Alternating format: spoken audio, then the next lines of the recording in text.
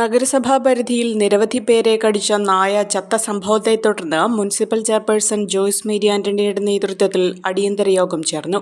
നായയുടെ പോസ്റ്റ്മോർട്ടം റിപ്പോർട്ടിന്റെ അടിസ്ഥാനത്തിൽ പേവിഷബാധ സ്ഥിരീകരിച്ചതായി അധികൃതർ അറിയിച്ചു.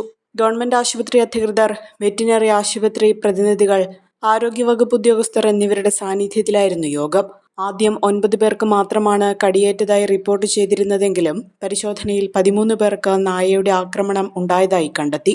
ഇവർക്കെല്ലാം ആവശ്യമായ ചികിത്സാ നിർദ്ദേശങ്ങൾ നൽകിയിട്ടുണ്ടെന്നും അധികൃതർ വ്യക്തമാക്കി. കടിയേറ്റ എല്ലാവർക്കും ആദ്യ ഡോസ് വാക്സിൻ ഇതിനകം നൽകിയതിനാൽ ഭയപ്പെടേണ്ട സാഹചര്യമില്ലെന്ന് ഡോക്ടർമാർ അറിയിച്ചു.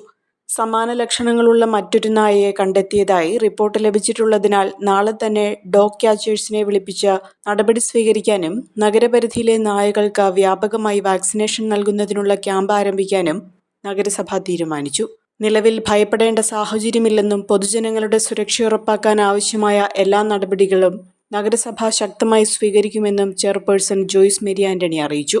യോഗത്തിൽ vice chairperson PM Abdul Salam, standing committee ചെയർപേഴ്സൺമാരായ Jinu Madakkal, CM Shukkur, P Rajitha, Shahana Mahin തുടങ്ങിയവർ പങ്കെടുത്തു.